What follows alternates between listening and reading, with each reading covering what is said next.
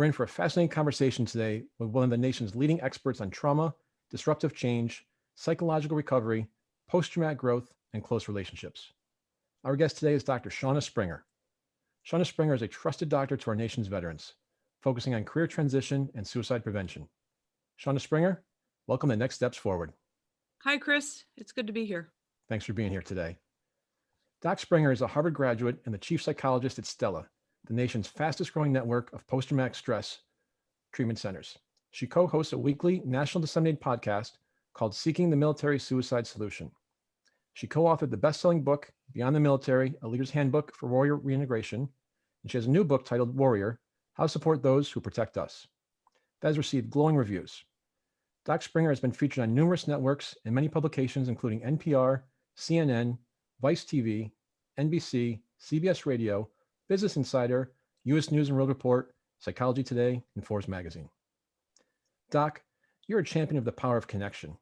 What is the power of connection and how powerful is it? Well, Chris, in my work with people over the last 2 decades of work in the field of psychology, what I've come to see is that connection is the thing that has a power that's greater than despair. That there are many of us who at times in our lives might not be willing to live for ourselves, but we may be willing to live for those that we love and the values we hold sacred. And so the same principle, is really what drives my work. If this project and all of what I do was solely about me and my work and my expertise, I just wouldn't have anywhere near the energy that I have and the drive that I have to see these insights get out. I'd actually be really uncomfortable, frankly, Chris. So, for many years, I worked as a silent professional in my way, creating these safe spaces, building this unique type of trust that I've had with those I serve, and really just walking with them in the privacy of those really safe and sacred spaces. And so writing a book and becoming more of a public voice of here's what veterans really are saying, here's what they really need, has been uncomfortable for me, to the point where I've had to talk to some of the people in my closest circles, including a friend of mine named Mike Ergo. And I said, I'm really uncomfortable about the promotional aspect of writing a book. And, can you help me with that? And what he said really changed everything for me. He said, Shauna, this really isn't about you. It's never been about you. So if you can adjust your understanding. The other thing that he said was, with all the love in my heart, build a bridge in your mind. And do you see that bridge? And I said, yes. And he said, well, now get the F over it. So it kind of like pushed me out of that space of where I was comfortable. And now I fully understand that I need to be bold in asking for the help and support to get these insights out there, because I didn't choose this path, but it was chosen for me to do this work, and it's not about me. You mentioned being bold and reaching out for support. We're going to get to that in a minute, but it's interesting to hear you use those words in addition to those that you also help. Yeah. So, yeah. I mean, the motivation for this whole project really was actually not mine. The last book I wrote, one of my patients actually put me up to it. So he, at the end of our time, I had been at the VA for 8 years. He said, I want you to make me a promise. And that always is kind of a compelling, what do you mean? And he said, I want you to write a book about all of the insights that you've learned from all the patients that you've seen, because we've shared with you, we've been vulnerable with you. And so I want you to pull no punches and call it like it is and be brave. And this is the best way to honor the connection that we have with you. And so writing the book Warrior wasn't even really my idea. that's fantastic. So is that need to connect something that's been hardwired into our DNA over millions of years, or is it just something that's developed in the past, couple of centuries? Well, one of the things I've learned about trust and holding trust is if you don't know something, you say it. And I don't know. I don't know. I think an evolutionary biologist probably has a better answer than I do on that question. But I do know this. I know that when we connect, we survive. And I know that we need that connection in order to live a life that feels worth it. And that when people get isolated and they can be around people and still be totally isolated in their minds, if there's a split between what they're projecting and what they're actually feeling. And sadly, that's true for so many of us. So, in Warrior, I talk about the concept of the boy of Sparta who had the fox in his gut. And so he had stolen a fox, put it inside his cloak, and the fox got hungry and started eating his stomach. And because of Spartan culture, he was very stoic and didn't say a word. And then suddenly, without a cry of pain, he dropped over dead. And so I think there are so many people, this is not the first time anybody said this, that live lives of quiet despair. And they don't have a place to talk about what's going on. And so you can be surrounded by people and look entirely, high performing and functional, like some of the people we've lost in our society. Like, I was part of the response when Anthony Bourdain, I did some interviews around Kate Spade, Anthony Bourdain's death. We lost Robin Williams. We've lost other people that look larger than life and have all of the things that you think you'd want, but they're suffering on the inside. And so addressing that split is part of the work that a healer does. You and I share a common cause in working to reduce the epidemic of active duty military personnel and veterans dying by suicide. I'm fascinated by your book, Warrior: How to Support Those Who Protect Us. What was your motivation for writing Warrior, and what are some of the important takeaways? Okay, well, yeah, like I said, it was a former patient of mine who had retired from 5th Special Forces that put me up to it. And he also added some accountability, like warriors are wont to do. So he said, you've made this promise to me, and I know that you keep your promises, so I'm going to check up on you. And in a year, he surely did. Said, did you write that book yet? Where are you at? And I welcomed, that accountability, because once I had agreed, it really did take on a life of its own. And I will say this about it. It was such a wonderful outlet for me to express the grief that I felt from losing connection with hundreds of people I had served for 8 years at the VA. So in graduate school, they always would talk about, any graduate school in psychology talks about, clinical detachment. And the relationship is not about the healer. And that's true. And you have to have, appropriate boundaries. But if your heart is in the work, when you have to terminate relationships, therapeutic relationships that were never about you, but people you've been invested in and genuinely cared about, it's hard. And there's a process that you go through that involves grief. And so one of the things I've really learned about grief is that you can carry that attachment forward, and you can honor it as you move on the values that drive you. So writing this became my way of grieving and expressing what I learned and honoring. And it ended up being such a gift to me that he challenged me to do that, because it helped organize all of my thinking, and really hopefully share something that's not going to just benefit the warfighter community and first responders, but Americans who are experiencing levels of trauma that are similar to what our warfighter community has felt for many years. You've written that we need to rethink suicide. What do you mean by that? Oh, we could do a whole podcast on that, Chris. It goes to some of what I said, that the way that people look on the outside is often very different from how they feel on the inside. I'm not the first person to say that.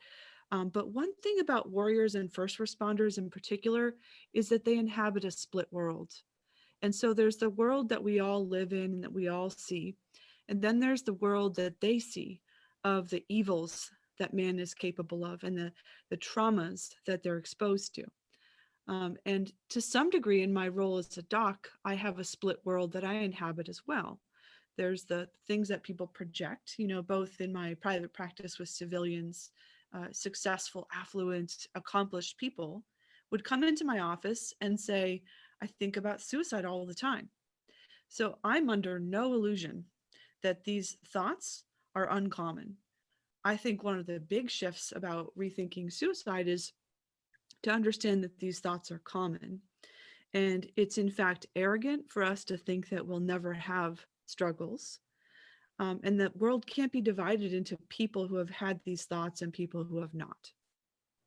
So there are so many warriors that when they trust me, they say, I've had times where I've really had that thought. And that makes perfect sense to me. Warriors are people that inhabit a split world and they deal in death and dying as part of their job.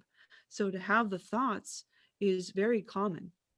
And being able to offer them a safe place to really think through the stakes in that mental warfare and how they can hold their ground when, not if, but when we're confronted with mental warfare is a big part of my work. And how have stressor events like the global pandemic right now affected the mental health of our veterans? Well, it's interesting, Chris, because it kind of goes in two directions with that. So, what I've seen is that people are either doing really well right now, the warfighter community that, I serve, or they're really struggling. And that makes total sense to me because, on the one hand, some people are saying to me, the ones that are doing really well, are saying, it's interesting. I felt like a stranger in a strange land before, like a ghost in this culture that had totally different values and didn't get it. And now I feel less alien in society because I feel like people in society are finally starting to get it. They're finally starting to understand no matter how strong you think you are, no matter how brave you think you are, that trauma exposure has an impact, has a dramatic and deep impact on all of us when we are faced with it. And so they can feel more like everybody else in a way that's healthy. So there's some people doing really well. They say, well, I've been through worse and I know what I'm capable of. I've got my tribe to support me, and I'll get through this. There are other people for whom this is echoing past traumas. So just thinking about the concept of, there's this invisible enemy, and thinking about war zone deployments, you don't always know enemy from friend, there's this invisible threat. You have to be hyper vigilant all the time. There's life or death stakes. People you love could be infected or killed by an IED, whatever. People you love, you could lose them in sudden traumatic ways that you're not prepared for. Your grief gets cut off when you lose people that you love, whether due to COVID or whether due to, in the combat zone when they're evacuated out after being killed. So there are all of these things that even bunkering in place and, having to kind of stay home and be sort of distant and distrustful of people because they could, be infection vectors. These are all things that are mirroring past traumas.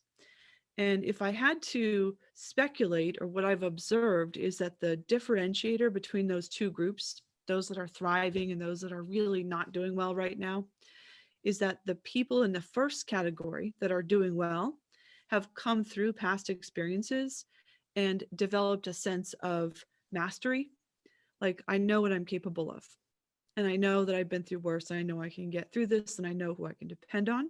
Whereas other people have come out of past traumas and it's increased their sense of helplessness and just having to, take trauma on without the shield of developing a sense of mastery, if that makes sense. No, total. Thank you. And it's obvious that veterans have different stressors than civilians. Survivor guilt, for instance. Taking Yeah. someone else's life, even when it's an enemy combatant, would be another heavy burden. Is psychiatric treatment different for veterans? Well, it's interesting because taking someone else's life would be a heavy burden sometimes, but not always. Warriors are trained for battle. And we have a conception, I think, that the things that warriors see and do in war, or the act of taking life, is the central trauma that we need to focus on. And I haven't observed that to be true. For so many of the people I've served, it's not been that. It's been, as you said, survivor guilt, other kinds of moral injuries, rejection upon entering treatment settings by docs that they had hoped they could open up to, and they feel, then don't really understand them, and disconnection from civilians they need to be close to thrive after the military, or that they used to be close to, broken relationships in transition. So it's been so many other things, really. And to answer your question, is psychiatric treatment different for veterans? I think it should be. I think the job of a psychologist is to understand human behavior. And so you think about, who is this person who's in front of me? Because we have, all have individual differences, but then there's group differences as well. And as you said, cultural differences. Warriors and first responders and other groups often have ways of seeing the world and understanding it in sets of values that do set them apart. And so failing to understand that and applying kind of the same practice that we would apply to the civilian population will not land for warriors. Another thing I thought, this story in the book Warrior came to me as an example of how we often project our own experiences into others inappropriately. We think our own experience reflects others' experiences. When I was at the VA, there was a veteran who attempted suicide in the clinic just across the hall from my office. And so I heard these strange noises, and a couple of my colleagues, really good people, were in there trying to, hold this veteran up and cut this veteran down. It was an attempted hanging. And I came in there with them, and the three of us, intervened and stopped that suicide from going any further, the suicide attempt. So the veteran lived, and for the rest of the day, my colleagues came in to check on me, and many of them were tearful, even though they hadn't even been in that room. And sort of out of an empathy reaction, which I took as empathy and kindness, said, are you okay? And really were impacted by this suicide attempt in the clinic. And I wanted to hide my face from them, because I not only was okay, I felt amazing. I felt supercharged with adrenaline. And that day to me, it was a defining moment to me. It was a moment of, I was just tested in one of the core functions that I am called to support. And that one didn't get away. Like that suicide, we stopped that suicide through the trust that my colleagues and I had in each other, and our ability to intervene quickly, professionally, as a core team and unit. We stopped that from going any further. And so I felt amazing, and I felt ashamed because I felt amazing. So then my next thought was, oh, that's what we do to warfighters, is they come back from combat, which they are wired and trained to do. And we assume all kinds of things about what would traumatize them because it would traumatize us. And it just isn't something that, hi, sweetie, you need a hug. Okay, really quick. Of All course. right. Hugs are necessary. It's what we need here. Okay. I love it. I'm on a podcast, but you know the rule. I know. I said you can come get a hug anytime you want. Anytime. Thanks. Of course. Of course. Yeah, it's like COVID, like Yes. people think, oh, it's great, you're home with your kids all the time. That must be great. It's like, no, I'm having to reject my kids all the time because I'm working so hard that I just established a new rule that there's nothing more important than them. And I want them to know that. So I don't care if I'm on with the special forces unit. Like rule. if they come in and they need a hug, I want my kids to know they can get it from me. So go ahead and let that be part of our podcast. Absolutely. Because I don't mind sharing that vulnerability right there. It's not vulnerability. It's what you're supposed to do. Absolutely. Absolutely. Yeah. So she can come back too if she wants to. Yeah. Oh no, it's in balance. I want to have this conversation with you, Chris, but that's how we build connection in our kids, is that we meet their needs when they have them. And it's hard to do this year. Yeah. But like, I'm trying No my question. best. No question. But yeah, so this whole experience with the suicide attempt in the clinic was eye-opening for me in terms of how often does it happen that a warfighter or a veteran service member comes to see us and we make all these assumptions about what traumatizes them because that's what would traumatize us. And that needs to stop. So, what does it look like when warriors actually take control of their healing journey? This is going to be a huge area of focus. I've actually been in deep conversation recently with my friend Magnus Johnson. He's a former Green Beret, and he and his wife are co-founders of Mission 22. And so we've really been talking about how do we really work at that. And the thing that I've been thinking about is that, post-traumatic stress or trauma, it takes away people's power. Warriors are people of action, and they need to feel like they can move with purpose on their values. Yet, so much of what I see in how we set up the healthcare system and our model of providing care makes them feel powerless, outranked by their healers, and one down. And they become passive in their healing journey, which isn't good for them. So, really understanding what their nature is, that they need to be people of action, and perhaps all of us do. Perhaps we need to look at how we use healthcare to promote healing for all of us, not just warfighters, but especially with warfighters, promoting the message that post-traumatic stress, it's an injury, not a disorder. It's not invisible. We can see it with the right brain scan, and we can address the biological injury with innovative care feels very important to me, as well as empowering warriors to do the work after that is, the biological injury is addressed. So if you talk to some of the warriors in my network, they would say that I am supportive, but very challenging in the way that I support them. I am not somebody that comes to them with a sort of motherly, warm and nurturing. That's just not how we connect. I am much more likely, I'll try not to swear on your show, but to say, I see the problems you're facing. I can help you understand it, but get up and fight. And I know that when I say mother, that means in Marine, like person that I care about, and I see your strength, and get up and fight for this. I will fight next to you, but I will never work harder than you're willing to work for yourself.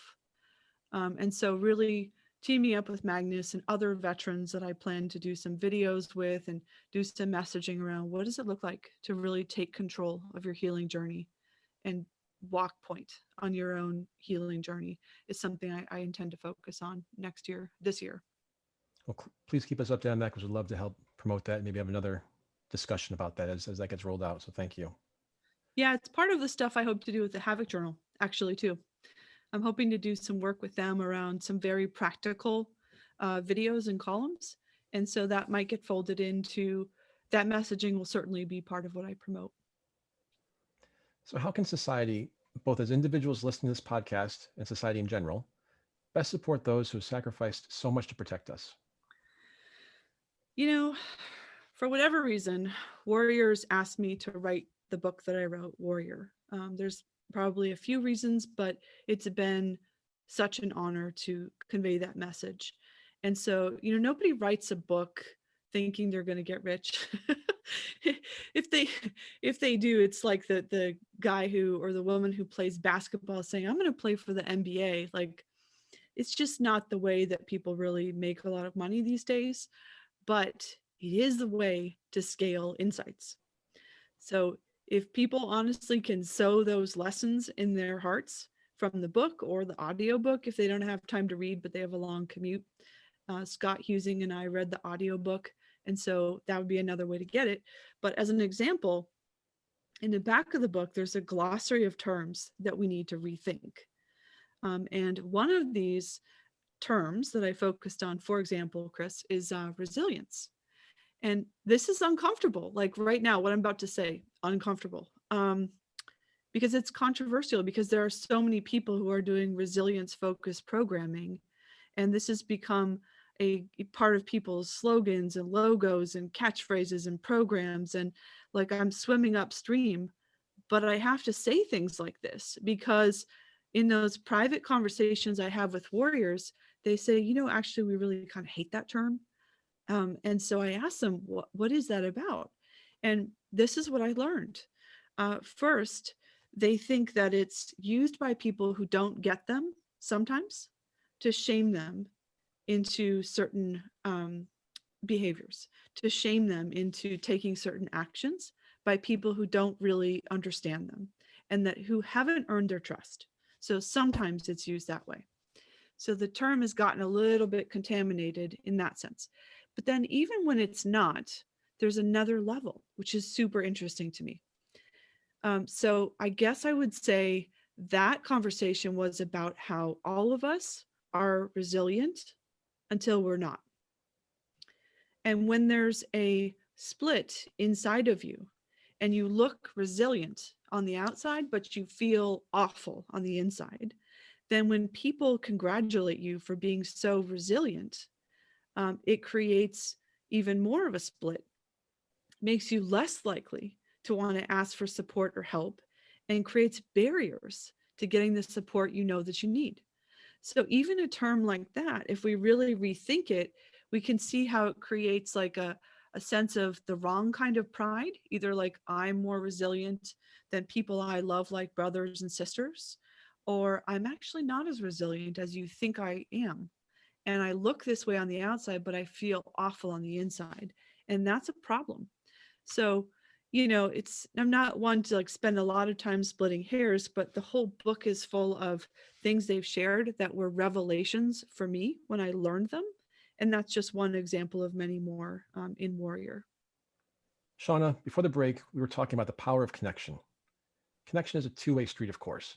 It's obviously important for us to reach out to friends, family, coworkers, might be concerned about.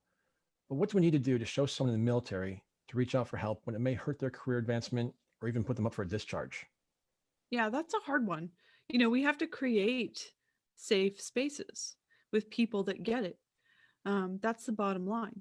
Unless we have truly safe places where people understand our capacity as humans to heal and get back on the line without negative consequences, it's really not going to happen in the way that everybody hopes.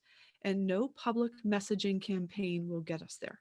That's a very important thing for me to say, also controversial, I'm sure, but we have to set up the structures and the systems and bring in the kind of people that warriors trust and that will take them through a process of healing, and that there will be a transparent ability for those people to face the challenges head on, work on them, address it, and get back on the line. And until we do that in a transparent way, we're still going to struggle with people going into hiding when they're suffering. Um, yeah, I mean, there is so much sort of shame and embarrassment, but then there's also the consequences.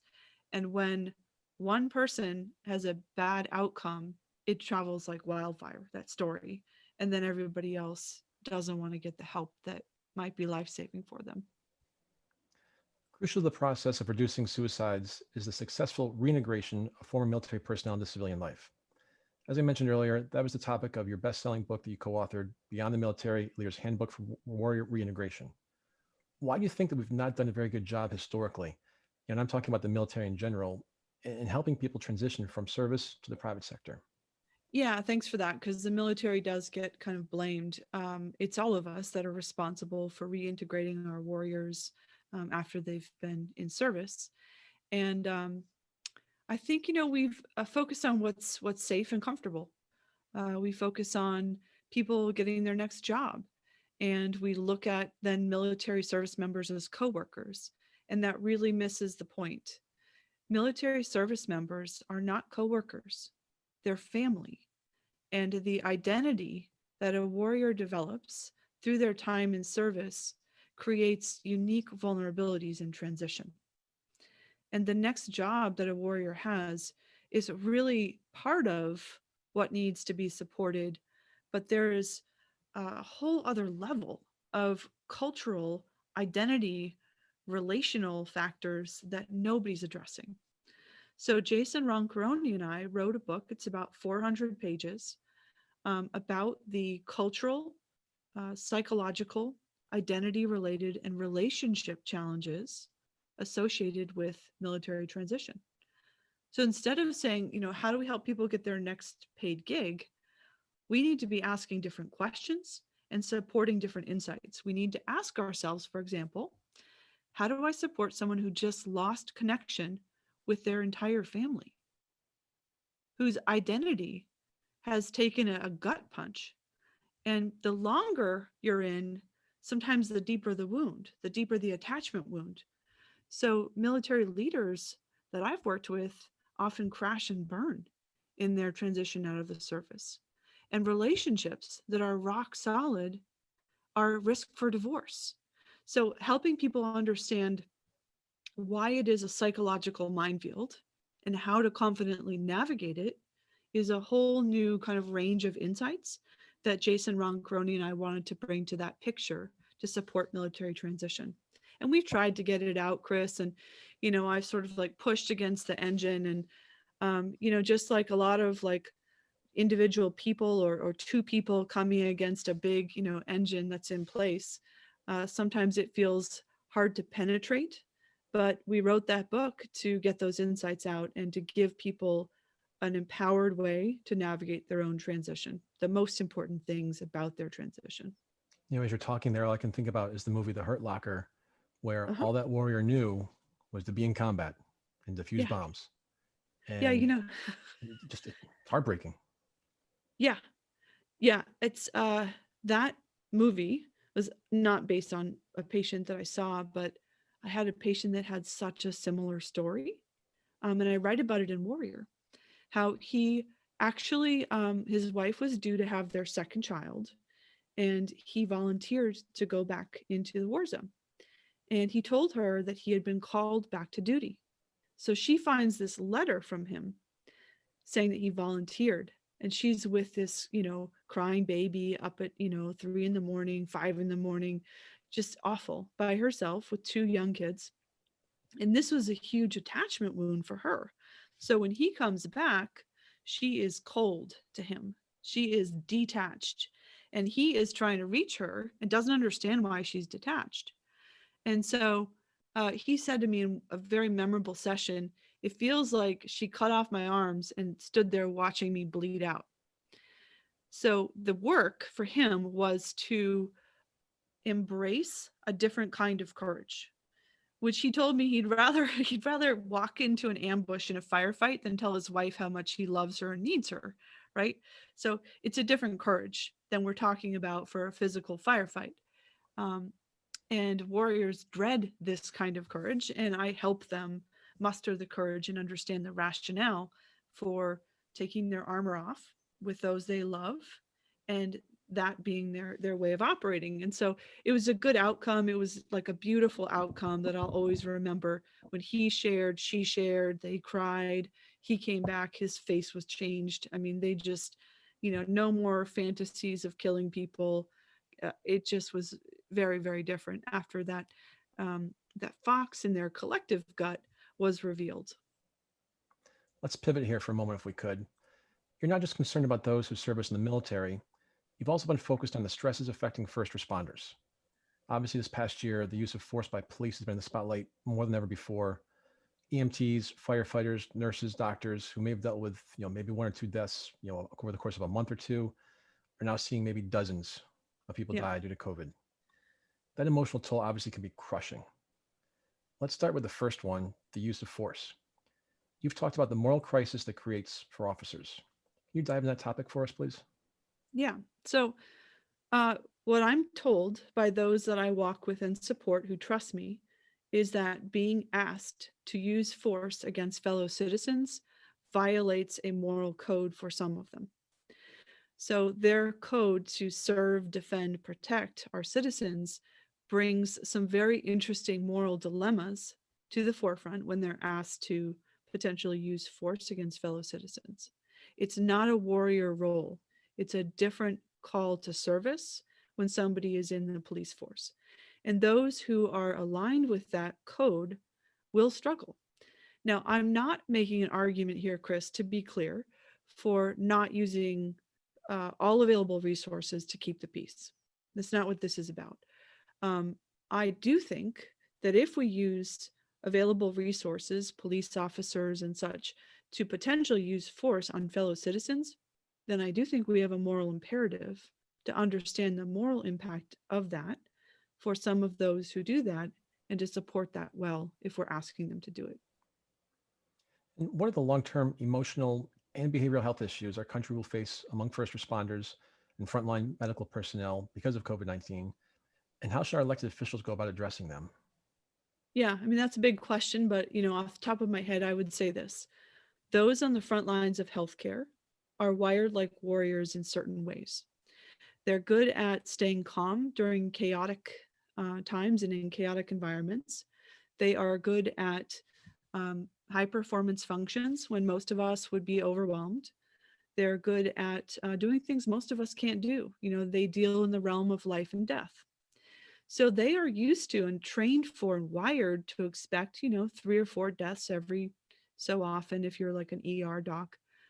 What nobody is prepared for, no human, no matter how strong, is 30 or 40 deaths a week. For their ER, where they save lives, to be turned into a place where they chronically and pervasively feel helpless to stop people from dying en masse at numbers that are higher than we're seeing in a combat war zone. And so that is a huge trauma that's going to have very long lasting impact. And I didn't write Warrior knowing that COVID would happen. It was, written well before that. But so much of what I unpack in my book has direct implications for other people like ER docs, healthcare workers, first responders that have been on the front lines of the battle of COVID. The trauma is similar in many ways, and the path to healing is going to be very similar. And so again, it's people say don't write a book for more than one population. I actually did write a book for warriors and first responders to better understand where their struggles are and develop perspective and insight on those struggles. I wrote it for people that love them to understand how their warriors, their first responders are affected. I wrote it for healthcare decision makers to make better policy decisions and to really understand what's at the root of pain. And that things like investing in public messaging and certain apps and technology, it's not going to land for the people you're serving if that's not their way of navigating connection. You're also concerned about our National Guard personnel. Yeah. You've noted that even though they've been through basic training and even some specialized training, they're getting called up to perform duties that they're not used to performing. It Yep. even includes young people who are being retasked to casualty affairs, which means that they may be going to homes and helping to identify people who have died of COVID. What more needs to be done to protect their mental health and prevent suicides to that important group? Yeah, that came out of conversations that I had in a podcast interview I did with Matt Kleiman, who's now just been promoted to Rear Admiral and Assistant Deputy Surgeon, Surgeon General. And he was the former head of the National Guard. And so we had a conversation about how National Guard men and women were being detailed to, for example, knock on doors for people that hadn't shown up that were missing and identify bodies of people that died by COVID, that died by suicide, that have died by other natural causes, but nobody could get to them. And they're retasked to that because there's a need, but there's no specialized training, and there's a dramatic positive trauma impact from doing that kind of work, casualty affairs and things that they are asked to do. And so again, I'm not saying that we don't use our warriors as defenders, protectors, resources in the scope of their jobs, but that we have a moral imperative to address the trauma that this raises. So one of the conversations I've been in lately is with a major insurance company who wants to team up with Stella, my organization, and offer a biological treatment for the biological injury caused by this kind of trauma exposure. And this has a precedent. It's, the nurses, the flight nurses in combat zones get this treatment. It's called stellate ganglion block. It's an injection in the neck that seems to restore the fight or flight system to a sense of calm. And so we would like to have conversations about how we can support the National Guard in terms of the trauma impact of this year, and all that they've been exposed to because of COVID. And staying on the topic of the pandemic, you've said because of COVID, we're all sort of in our own foxholes. Yeah. Assuming the vaccine is going to help life get back to some semblance of normality, hopefully, God willing, sometime in the second half of this year, how do we spend the rest of our time in our foxholes as mentally healthy as possible? And what do we start to do in the next few months to prepare for that day we get to emerge from that foxhole? Yeah, somebody else, not me, said something to the effect of this disease divides and conquers. And I thought that was really smart. And to me, that applied to how I've been thinking about it in terms of being in our own foxholes. And I know the danger of that in terms of mental warfare. Um, it's going to be a slow process. It's going to have to be intentional. And so, really thinking about what is under our control, what is not under our control. You can literally draw a line down a sheet of paper and do a thought exercise. What is under my control? What is not? But also, I think meaning anchors us in times of chaos and helplessness. So, thinking about the sacred values that we are driven by is critical. Thinking about how do we move on those values, even right now, while we're still relatively socially isolated, so that we keep connected to those values and we keep connected to people in intentional ways so that it won't be such a transition, a jarring transition.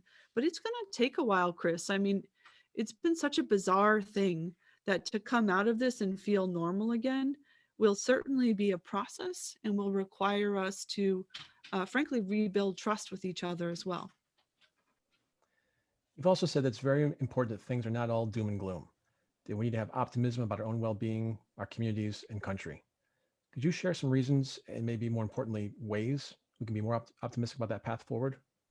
I am optimistic because what I know is that with the right insights and support, we're capable of healing. We're capable of accomplishing many things.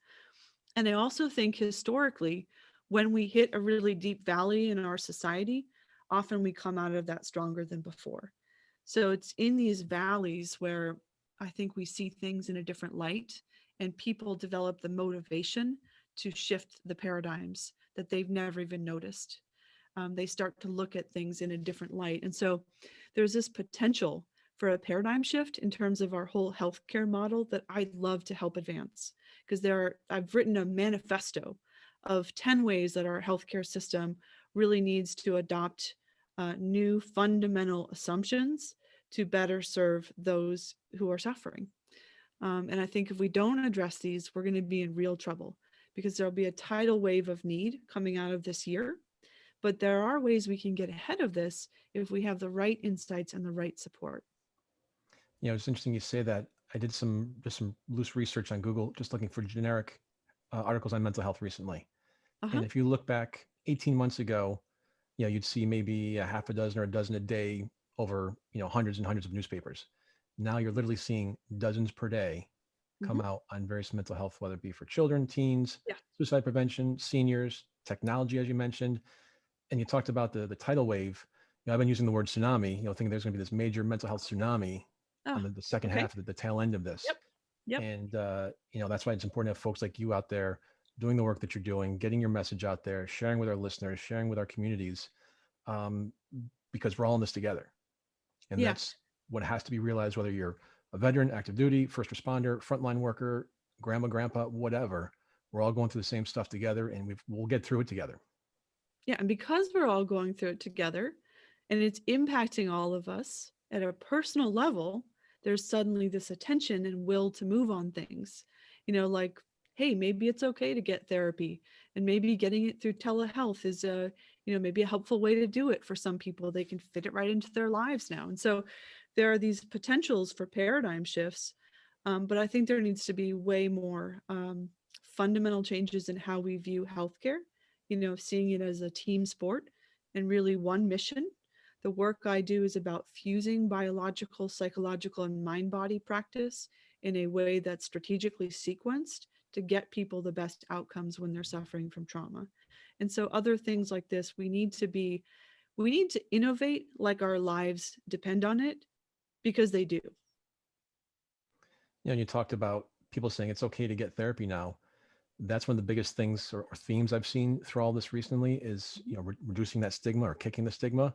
I saw a commercial recently. The owner of the Indianapolis Colts, he and one of their linebackers, they have a campaign called "Kicking the Stigma," and it's a full-on internet and TV campaign saying, "Look, we've all got different issues. We're all facing it. Here's the professional athlete talking about it. Michael Phelps has come out talking about it." And so, Yep. when you see folks like that out there, um, you know, it's okay. Yeah, that's leadership. That's people coming out with that different kind of courage, taking off their armor and their position and their rank and saying, you know what, I want to integrate here and show that I'm sometimes not okay. Um, and that's what we need. We need to hit a tipping point in awareness around some of that example. We're getting there. We're definitely getting there. So we have just a few minutes left. Doc, I've asked this question of several recent guests. I think it's Yeah. especially important as you champion the power of connection. Between the COVID-19 pandemic and the political divisions we're experiencing in America right now, many people have expressed feelings of really just being powerless and a lack of control. What are some things that people can do this year in 2021 to feel more empowered, more in control of their lives, and hopefully ultimately feel better about themselves? It's the people that we would die for and the values we hold sacred that give us a sense of life being worth it. And so our control and our power comes from articulating those things for ourselves and moving on them regardless. You can sit there and, think about it in the abstract. What do I really value? But if you look at the things that you've really been fueled to do in the past, you can develop insights about what your purpose is. And then, regardless of the situation, you can find ways to meet the need with that purpose.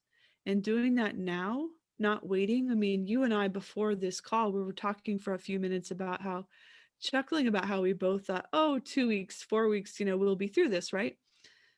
This is, as I wrote in a recent CNN article on how we heal this divided nation, this is a marathon, not a sprint. And we really need to rebuild trust with each other. It's going to be a slow process and it requires insights, the right kind of insights and intention from all of us. But I feel hopeful that we can do it if we move with intention in that direction. Well, with people like you at the helm, we will definitely do it. Thank Doc you, Chris. Springer, thanks so much for being with us today. Thank you for having me. It was fun. And thank you to our audience for tuning in to Next Steps Forward. I'm Chris Meek. For more details about upcoming shows and guests, please follow me on Facebook at facebook.com/Chris Meek Public Figure. We'll be back next Tuesday, same time, same place, with another leader from the world of business, politics, sports, or entertainment. Until then, stay safe and keep taking your next steps forward.